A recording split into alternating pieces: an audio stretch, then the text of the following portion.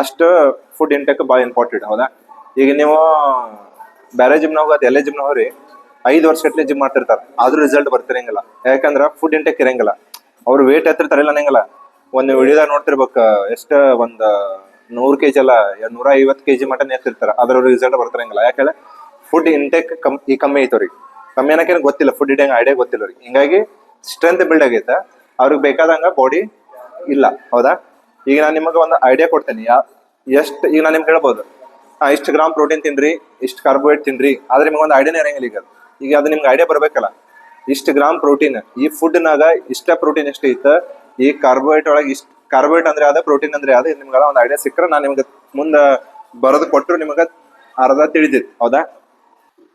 ದಿನ ನೀವು 3 ಹೊತ್ತು ಊಟ ಮಾಡ್ತೀರ, ಹೌದಲ್ಲ? ಮುಂಜಾನೆ, ಮಧ್ಯಾಹ್ನ, ರಾತ್ರಿ. ನಾವು ಒಂದ್ ಸ್ವಲ್ಪ ರಿಸಲ್ಟ್ ಸ್ಪೀಡ್ ಬರ್ಬೇಕಂತಂದ್ರೆ ಅದನ್ನ ನಾವು ಡಿವೈಡ್ ಮಾಡ್ಬೇಕಾಗುತ್ತಾ. ಮುಂಜಾನೆ, ಮಧ್ಯಾಹ್ನ 12 ಗಂಟೆಕ, ಮತ್ 3 ಗಂಟೆಕ, ಆಮೇಲೆ ಸಾಯಂಕಾಲ ಸ್ನಾಕ್ಸ್, ಆಮೇಲೆ ರಾತ್ರಿ ಊಟ. 5 ಮೀಲ್ ಆತು. 5 ಮೀಲ್ ಅಂತಂದ್ರೆ ಹಂಗಂತ ಹೊಟ್ಟೆ ತುಂಬ ತಿನ್ನಂಗಿಲ್ಲ.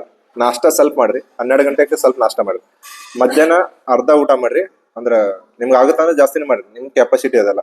2 ಗಂಟೆ ಊಟ ಮಾಡ್ರಿ ಅಂತಂದ್ರೆ ಒಂದ್ 3 ತಾಸು ಗ್ಯಾಪ್ ಕೊಡ್ಬೇಕು. ಈವ್ನಿಂಗ್ 5 ಗಂಟೆಗೆ ಏನಾರ ಸ್ವಲ್ಪ ಲೈಟ್ ಮೀಲ್ ತಗೋಬೇಕೇನ್ರ, ಏನ್ರ ಫ್ರೂಟ್ಸ್, ಏನ್ರ dry fruits, vegetable salad, fat loss ಇದ್ರೆ ವೆಜಿಟೇಬಲ್ ಸಲಾಡ್.